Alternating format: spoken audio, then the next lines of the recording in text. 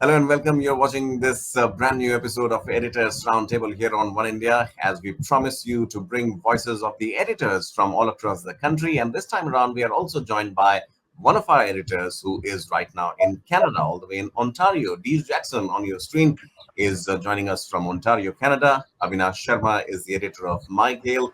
Ajay Mohan is the editor of Native Planet and Career India, and Kalpesh Kandoria face that you see in all the episodes of Roundtable, joining us from Gujarat, the editor of One India Gujarati.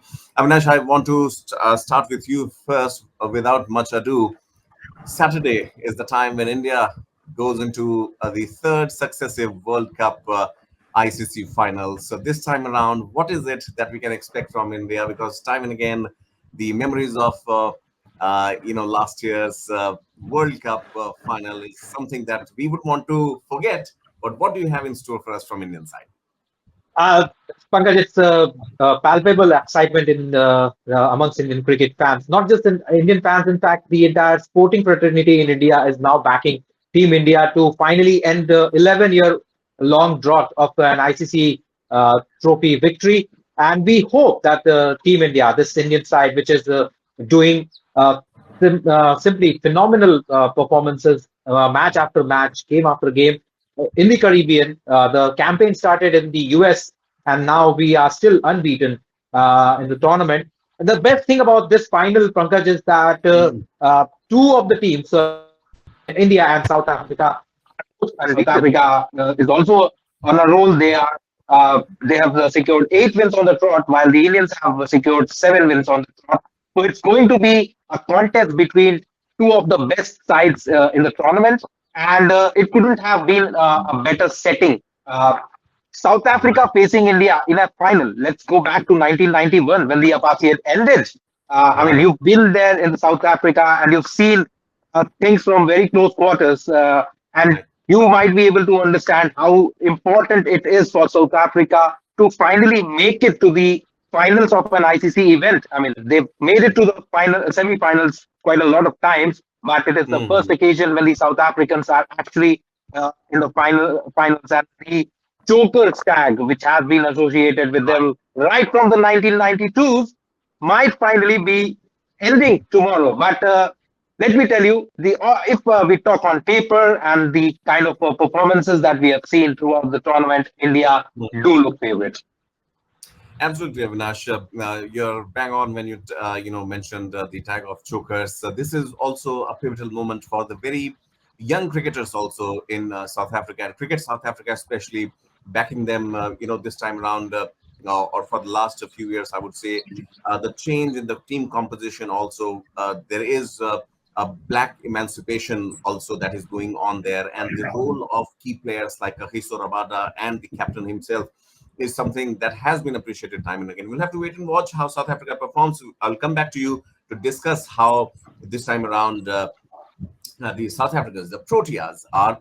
But not far away from the venue, the two hosts, the United States and Caribbeans, is Canada, where our colleague DJ Jackson is sitting very comfortably in a very pristine background. DJ, hello, how are you? And first things first, what is the excitement there in the diaspora for the cricket? Is that the Uh, city of Ontario? hi, hi Pankaj. So yeah, so people are here so it's like literally, there's a huge Indian community in Canada. Like they're also looking forward to this India's victory over here. Definitely, India is a stronger side on the paper, and on the so far also I have seen a good batting and overall performances. And Mhm. Canada, the whole community is like looking forward to India's win on Sunday, which like the match will happen on Saturday, but it will be happening on Sunday uh, over here. Right. Right. These are absolutely, much happening there in that part of the world. Also, we'll come back to you to discuss how the Niger issue once again found mention and raised quite a storm there. But before that, talking about storm, there is something going on in India as well. NEET is something that is the controversy is refusing to die down. Ajay Mohan is there with us from Native Planet and the editor of Career India, a wing of One India.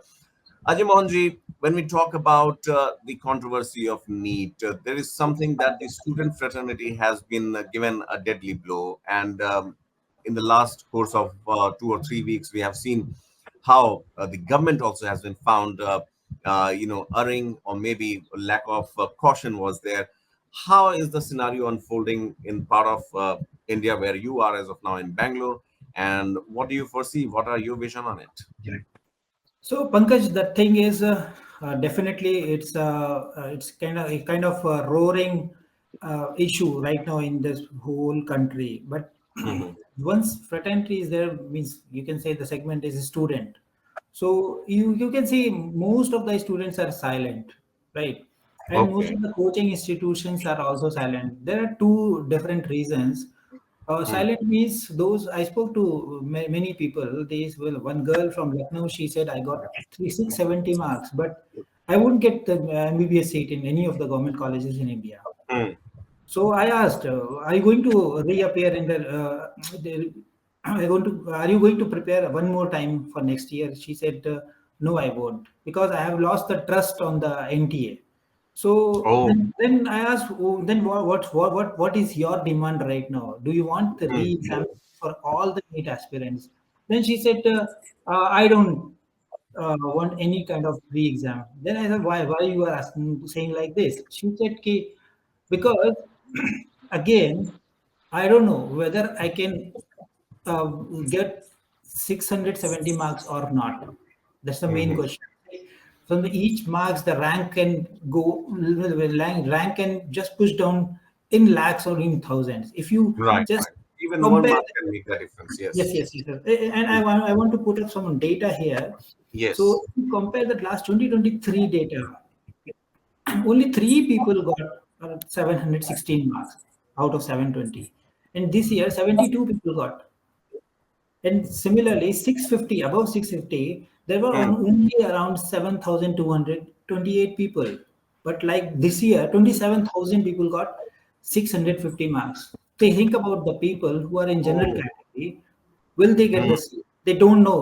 They even if I'm asking them, okay, do you want to get the reassessment of the copies? They said no, because reassessment, how will you do it? It's a OMR sheet, right? So, Mm-hmm.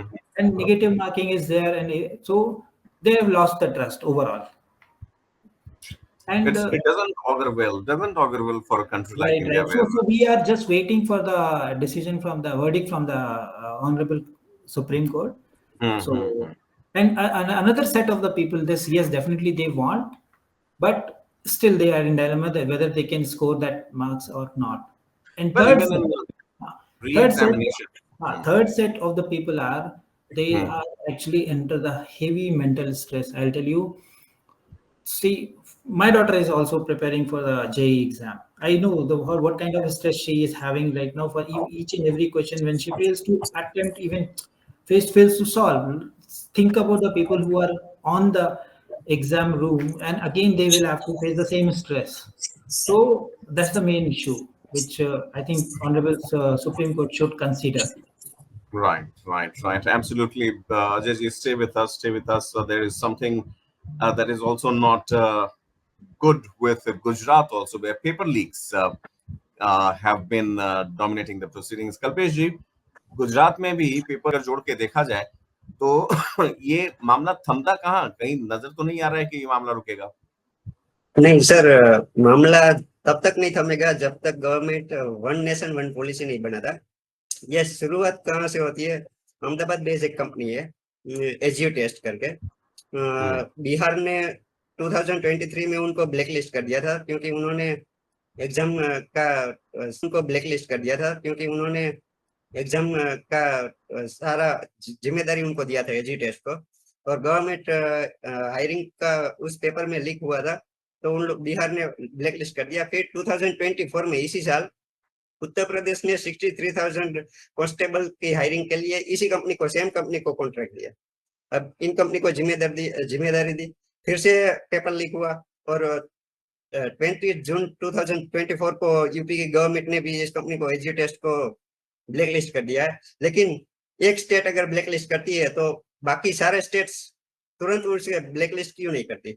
Main सवाल ये है। अभी Gujarat government भी उनको order, सिर्फ ये contract gift कर रही है, कोई भी जॉब आई एजी टेस्ट को दे दो, या ऐसी 2-3 कंपनी है जो ब्लैक लिस्ट कोई किसी ना किसी स्टेट्स में ब्लैकलिस्ट हुई होती है, लेकिन फिर भी उनको कॉन्ट्रैक्ट्स मिलते हैं एग्जाम लेने के लिए। और दूसरी बात ये है कि गवर्नमेंट के पास उनकी खुद की फैसिलिटीज है, खुद के प्रेस है, तो वो आउटसाइड पेपर प्रिंट क्यों करवाते हैं? बिल्कुल। Ajay ji, how do you view this? Kalpesh has made quite a few significant points. Where could government actually intervene and possibly, make a course correction here? See, first of all, the robust system is required, and there are loopholes we know, and regularly these paper leaks news are coming up. So, Mhm. the only thing which can save the students from this kind of mental stress is the robust plan, robust system, and the whatever you can say, the criminal offense. If it is the there should be means rigorous Hmm. punishment should be there. Nothing else. We can't do anything because it's a big country. India is not that small. Like we can think about हो जाएगा. They changed the director of NTA also. Do you think NTA is effective enough or is it a toothless body? I can't comment on that because at least I can't comment on the new director. But Mhm. definitely, the chief of the organization is responsible. Responsible for it. Yes, yes, he has to answer the questions from the nations which are coming out of the different part of the nation. Right. Yeah, Ajay ji, stay with us. I have to discuss with you one more burning issue, if I may say so, that of the heat waves. But now, thanks to the monsoon, things have subsided a bit. But let me go across very, very quickly to Avinash. Avinash, talking about cricket, there's something that, even the harshest critique of Indian team wouldn't, shy away from actually watching this final match. And a lot of expectations riding on the men in blue. But talking about South Africa, they have been unlucky also in many regards. Talk about the Duckworth-Lewis method, the rain playing the spoil sport, pretty much chances of rain also in that part of the world where this final would be happening. How do you assess the strength of the South African team as of now?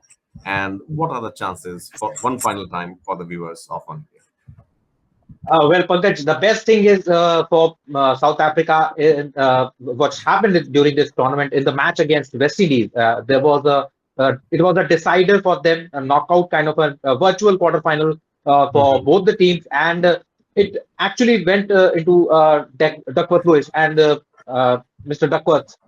May his soul rest in peace now. But eventually, the South Africans tasted a sweet victory even in a Duckworth Lewis rain affected encounter. So that comes as a wonderful surprise for the South Africans.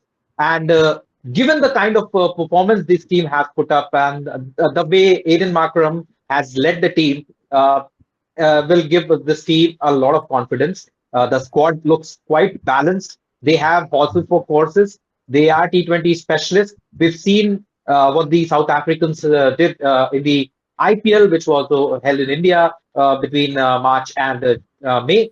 And there too, we saw the likes of Tristan Stubbs, Kagiso Rabadas, Aiden Markrams, Keshav Maharajas, and let's not forget Henrik Klassen, the big hitter, the giant slayer that he's been known for, the reputation that he holds. So these players are definitely going to have play a big role, and they'll be very crucial for South Africa's chances if they wish to win this tournament and defeat the team which like India, which is on song.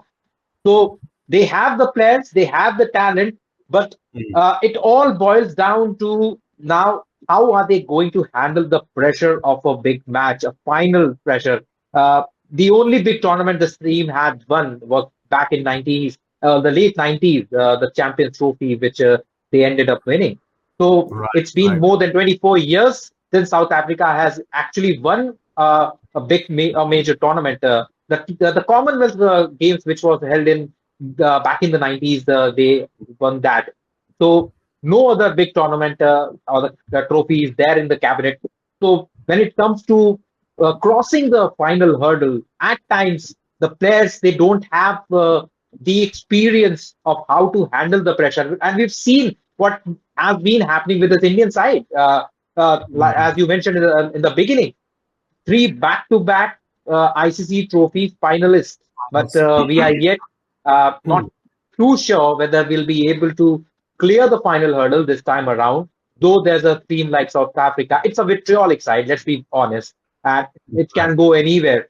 And one aspect of this game or the tournament which comes into is India's favor is that South Africa haven't played a single game in Barbados, and India Okay. have, and they defeated Afghanistan by a big margin of 47 runs. And the same Afghanistan side blanked New Zealand early in the tournament, and later on it blanked the 2011 T20 World Champions and the 2023 ODI World Champions of Australians.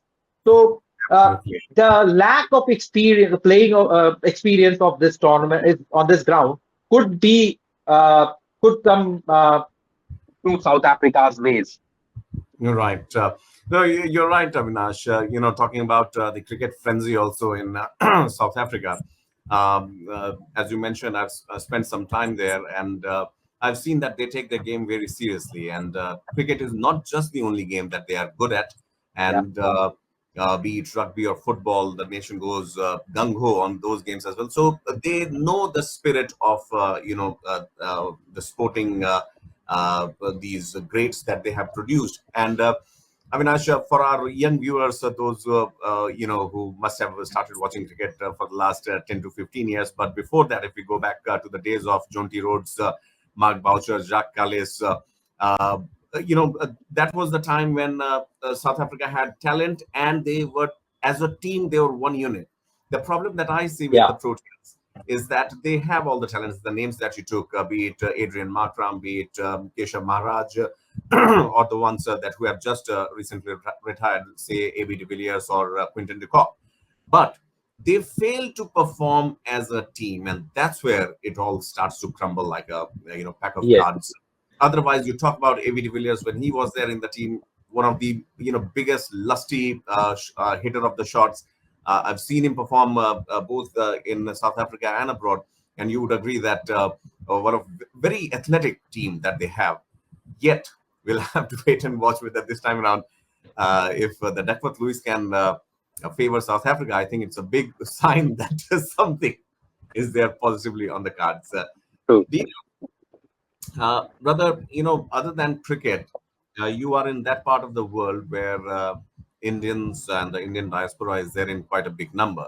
Yes, they celebrate cricket, they enjoy cricket. Last time also, I remember talking to one of our representatives from Canada itself when India was in the finals with Australia at that time.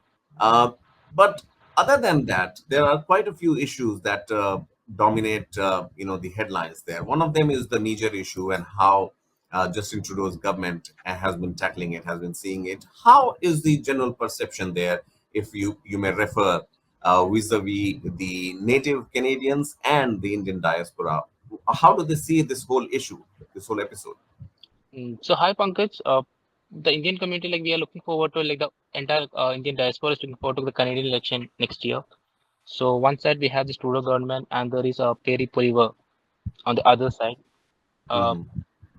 the conservative, and Canada, that the economy is like in the recent years the economy is going down in a steep hill, and there's a huge immigration mess happening in the system. We Right, can see a right. lot of scams, like recently on March, government took a decision that they're gonna cut down on the student intakes, because like students are coming over here with a lot of hopes, and with uh, a lot of hopes, Hmm. and seeing that, but all they were futile, like this country couldn't cannot provide like when the mass immigration happens, students are Hmm. finding hard for the economy is like inflation is happening, it's skyrocketing actually, and students are Oh, trying hard to survive. So things are looking okay, bad at the moment. So government has took the decision and cut down on the student intakes across the provinces. And there is a okay. lot of uncertainty regarding in the Indian community as well, like Hmm. regarding the work permits or the permanent residency. Right, right, And right, right. yeah, and I can see there are a lot of like protests happening within our community to this government against, I mean, for showcasing against this government as well. Right, right. Indeed, Dijo, we did pick up, the news that how Canada has made the rules very stringent, even for the students to come and study there. Yes, And India being one of the biggest countries. Thank you, Dijo. Thank you so much, brother. Take care. And we thank sitting in India could only envy the beautiful background and the beautiful weather that you have there. How is it thank you. otherwise? Is it too cold or is Well, it manageable as of now? well, it was like we had a heat warning for the past 2 weeks. The temperature hit around like 35 degrees Celsius. 35. Too hot. Yeah, but again, like the atmosphere is so close when it comes to the North Pole. I mean, like we live in the Right. northern region, right? So like heat waves are Mhm. like heat wave warning comes quite often here. Right. So it's just the start of summer. Things are gonna get burning. That's the usual feel people are having right here right now. Again, the Mm-hmm. like reasons are like there is a global warming happening and El Nino. Uh, Mm-hmm. Effect is there. those are yes. So those are affecting Absolutely. Canada's weather structure at the moment. But today, Mm-hmm. yeah, it's a calm and quiet morning here. Yeah. It's a breezy morning over As here. they say, Dijo, make hay when the sun shines, and I can see it shining right there. Thank you so much, Yeah, Dijo, for joining us all the way from Ontario in Canada. Ajay Dijo mentions that the heat wave is on there, and 35 degrees in Canada, in that part of the world. Let me tell you, it is no less than a 45 degrees in this part of the world. Tell us, Ajay, how do we look at this whole scenario as of now? Yes, You I also back in totally. native planet, and your opinion on that. So I totally agree with your comment that 35 degrees there is almost 45 degree in India. Yes, great. And one more point I want to add: in last month, there is a 500% jump in the hospitalization cases in US due to heat wave only. You can just think about the people are not even means they can't bear this kind of heat. Okay, even the normal temperature in US is usually like 30 degree and 32 degree. So last week it went up to around 38 degree Celsius. So that and if you come down here in India, so India, you saw that last month, a lot of heat wave warnings came from the IMD itself, but people are not talking about the cases, right? So yesterday, one report came from Climate Central, and it is published across India, and all around the news channels and newspapers covered it. Around 61 crore people were affected in India due to heat wave just in 6 days in India. So you can think about, okay, how the things are getting worst day by day. So not only India, China 579 million and US 165 million people affected due to heat wave. So it's a serious concern for all. And those who are thinking like now Delhi में बारिश हो गई है तो हम खुश हैं, तो don't be very happy about that. And the reason is this heat wave is not the just a temperature rise. Actually, it's an extreme climate. What is that event? And that extreme climate event can happen during the monsoon as well. We saw in 2013 that Uttarakhand experienced whatever we know that. So it was a disaster. And 2018 again, Kerala was the victim. In 2015, we always talk about Chennai floods and all. So one term actually, it is actually not being surfaced by many media organizations is the urban flooding.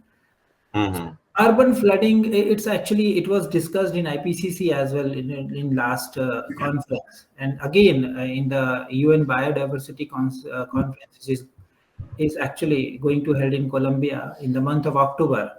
So this heat wave, urban flooding, along with the sea, they are there to uh, make us earth as for the green means they want to discuss the greenery part of the biodiversity, you can say. See, that's Right. the only thing, but along with that they are going to discuss these thing. And not only India, the Pakistan are just neighboring. So you read that news that around 500 people are there in hospital, and a lot of dead bodies are coming out day by day. It's just kind of COVID kind of cases situation is there. Right, So, right. so the thing is, government, not only government, people should be aware and people should be ready for everything. Is condition is not in our hand right now. Indeed, indeed, Ajay, Yes, yes, quite an alarming situation here. And I just wonder that when would the climate become a voting issue, an election issue? Because the time has right. come. The United States is going for polls. You talk about global warming, one of the biggest contributors there. Canada is also heading to polls. India just had its Lok Sabha elections. I think it's about time that we should be choosing our leaders, Right, keeping right, our right. future in mind, and not just present time. But India is ahead of a lot of other countries Mhm. in meeting the whatever requirements for the Paris Agreement. So no doubt, Yes. India is on the way, and India is on the track. But lot Mhm. more should come from the people itself. It's the matter of awareness now.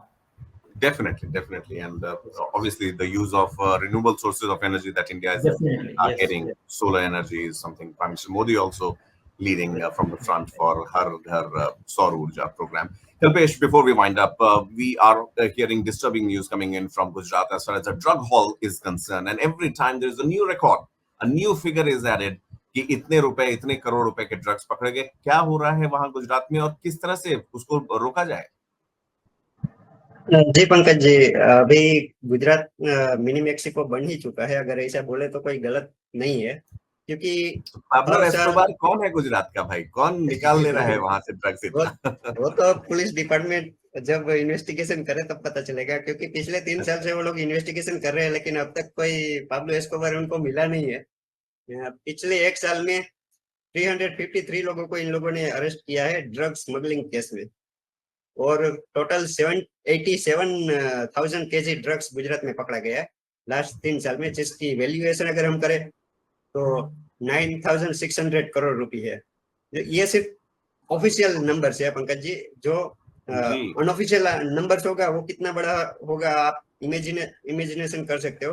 और गुजरात में सबसे ज्यादा drugs जहां से घुसाया जाता है वो है सी बॉर्डर है, Porbandar, Dwarka and Kutch. Mostly drugs hmm, in 3 district के सी बॉर्डर से ही गुजरात में घुसाई जाती है। और एक द्वारका में एक गांव है, छोटा छोटा विलेज है, करीबन हम्म, 2,000 की भी पॉपुलेशन नहीं है। उस गांव में 2,500 करोड़ का ड्रग्स मिला था। तो तो ये ढाई सौ सिचुएशन का, है अभी गुजरात। अभी बिल्कुल काफी जबरदस्त। गुजरात पुलिस ने अभी, अब तक तो कुंभकर्ण की नींद सो रहे थे, लेकिन अब जाग गए हैं और अभी उन्होंने एंटी ड्रग कैंपेन शुरू किया है। तो देखते हैं इस कैंपेन की वजह से ड्रग्स की तस्करी स्टॉप कर सकते हैं या नहीं। Kalvesh, बहुत बहुत धन्यवाद आपसे बातचीत करने के लिए. Quite an eye opener. This whole issue of drug menace, what we used to hear about, cross border drug peddling through the porous border of Jammu and Kashmir, and also through Punjab because of neighboring Pakistan. But Gujarat being a dry state and being a coastal state is something that adds a lot of different dimension. Gentlemen, thank you so much for speaking to us, for taking time out. I wish you all a very happy Friday. DJ would have just started his Friday there in Canada. But thank you so much. And we promise to be back next week, same time, same place. Do stay with One India. Subscribe to One India channel and never miss an update.